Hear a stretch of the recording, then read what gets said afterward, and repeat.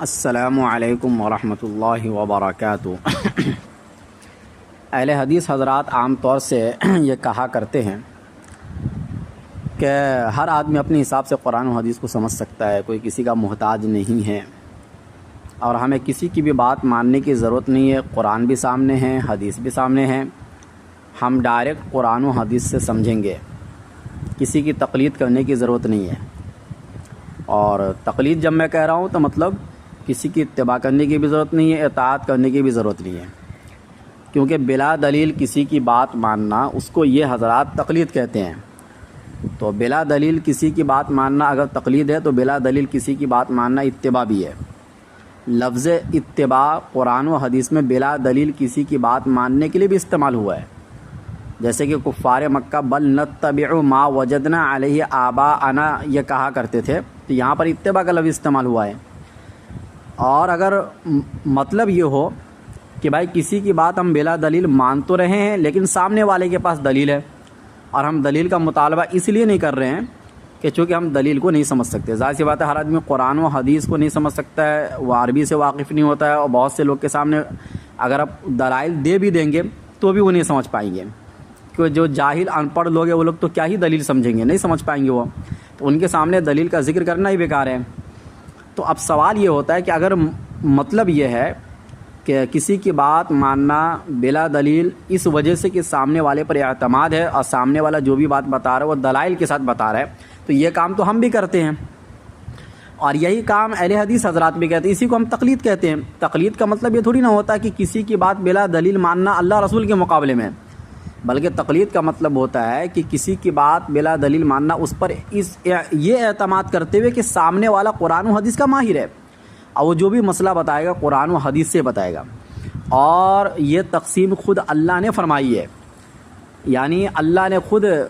تقسیم کر دیا ہے کہ سارے حضرات ایک جیسے نہیں ہوتے ہیں، کچھ وہ ہوں گے جو کسی کی بات مان کر دین پر چلیں گے۔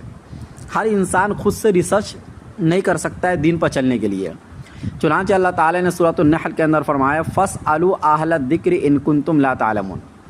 کہ تم اہل ذکر سے سوال کرو، یعنی اہل علم سے سوال کرو اگر تم نہیں جانتے ہو۔ ظاہر سی بات ہے، ہر آدمی جاننے والا نہیں ہے، تو یہاں پر اللہ نے تقسیم کر دیا جاننے یا نہ جاننے والوں کے درمیان، کہ کچھ لوگ جاننے والے ہوں گے، کچھ نہ جاننے والے ہوں گے، تو نہ جاننے والے لوگ جاننے والوں سے سوال کریں گے۔ اب سوال یہ کہ کیا اہل حدیث حضرات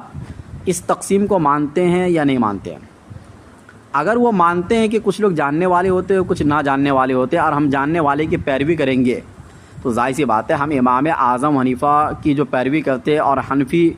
لوگ جتنے بھی ہیں وہ حنفی علماء کی جو پیروی کرتے تو اسی بنیاد پر کرتے ہیں کہ وہ جاننے والے، وہ ہم سے زیادہ جاننے والے ہیں، وہ خیر القرون کے زمانے کے لوگ ہیں، ان کو قرآن و حدیث پر زیادہ مہارت تھی، اور وہ خواہشات نفسانی کی پیروی کرنے والے لوگ نہیں تھے کہ وہ کسی کے ضد میں آ کر کوئی مسئلہ بتائے، وہ بلکہ وہ سارے کے سارے اللہ والے لوگ تھے، تقوی طہارت کے میدان میں سب سے آگے تھے، اور ساری دنیا ان کی گواہی دیتی ہے اس بات کی۔ تو اس زمانے کے لوگوں کے علماء کی پیروی کرنا یہ زیادہ بہتر ہے آج کے زمانے کے علماء کے مقابلے میں۔ اچھا، اسی طریقے سے اللہ تعالیٰ نے سورہ توبہ میں فرمایا کہ فَلَوْلَا نَفَرَ مِن كُلِّ فِرْقَةٍ مِّنْهُمْ طَائِفَةٌ لِيَتَفَقَّهُوا فِي الدِّينِ، کہ ایک جماعت وہ ہو جو تفقہ فی الدین حاصل کرے، دین میں سمجھ حاصل کرے، مہارت حاصل کرے، فقہ کا علم حاصل کرے، تاکہ جب وہ اپنی قوم کے پاس آئے تو ان کو ڈرائے، قرآن و حدیث کی روشنی میں ان کو مسائل بتائے، ان کو ڈرائے، احکام بتائے، جو بھی ان کی تفسیر آپ کر سکتے ہیں۔ تو اب دیکھیں یہاں پر بھی اللہ تعالیٰ نے کیا بتایا کہ یہ ایک جماعت ایسی ہوگی تو تفقہ فی الدین حاصل کرے گی، ساری جماعت ایسی نہیں ہوگی۔ اب اس تقسیم کو ظاہر سی بات ہے ماننا تو پڑے گا، جب قرآن کریم کے اندر آیا ہے کہ کچھ لوگ فقیہ ہوں گے، کچھ لوگ فقیہ نہیں ہوں گے، کچھ لوگوں کو شریعت کے مسائل میں مہارت ہوگی، کچھ لوگوں کو مہارت نہیں ہوگی، تو جن کو مہارت نہیں ہے یا جن کو علم نہیں ہے وہ مہارت والوں کی پیروی کریں گے، ان کی بات مانیں گے، اور ان کی بات جب ہم مانیں گے تو ہم ان سے دلیل کا مطالبہ نہیں کریں گے، کیونکہ جب ایک مرتبہ یہ ثابت ہو گیا کہ ان کو دین کے مسائل میں مہارت ہے، قرآن و حدیث میں مہارت ہے، تو بندہ جو بھی مسئلہ بتائے گا وہ قرآن و حدیث سے بتائے گا۔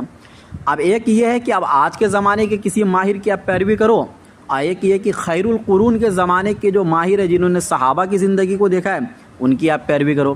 یا آپ ہی فیصلہ کر لو کہ ان میں سے زیادہ بہتر کون ہوگا۔ تو ہم مجتہد کی اور ہم فقیہ کی پیروی کرتے ہیں، اس فقیہ کی جن کو پوری دنیا نے فقیہ مانا،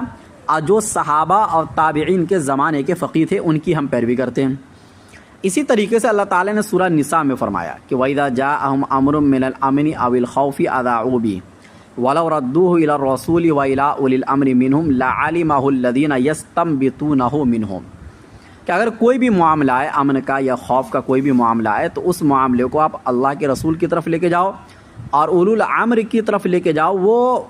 اس میں سے استنباط کریں گے۔ ظاہر سی بات ہے بہت سی مرتبہ ایسا ہوتا ہے کہ کسی معاملے کو زیادہ گہرائی سے سمجھنا یہ ان لوگوں کا کام ہوتا ہے جن کو قرآن و حدیث میں مہارت ہوتی ہے، جن کو استنباط کرنے والے لوگ اور مجتہد جن کو کہا جاتا ہے، غور و فکر کر کے احکام کو نکالنا۔ جب رسول اللہ صلی اللہ علیہ وسلم دنیا میں تھے تو سارے لوگ اللہ کے رسول صلی اللہ علیہ وسلم کی طرف رجوع کرتے تھے، لیکن آپ کے پردہ فرما جانے کے بعد ظاہر سی بات ہے کہ اب یہ مسئلہ ان لوگوں کی طرف ہم لے کے جائیں گے جو مجتہد ہوں گے،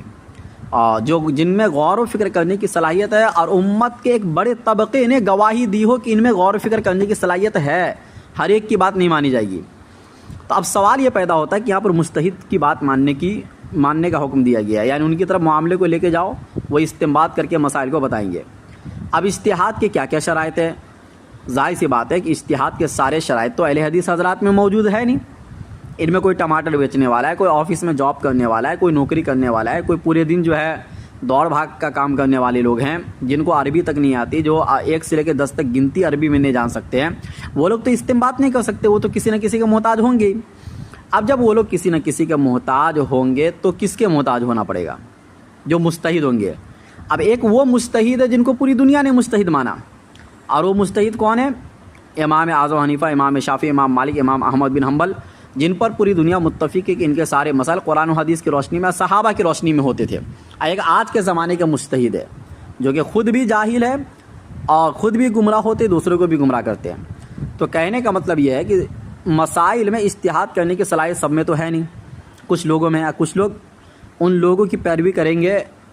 جن میں اجتہاد کی صلاحیت ہے، اور ہم اس زمانے کے مجتہد کی پیروی کرتے ہیں جو خیر القرون کا زمانہ، بہترین زمانہ تھا، نہ کہ آج کے زمانے کے۔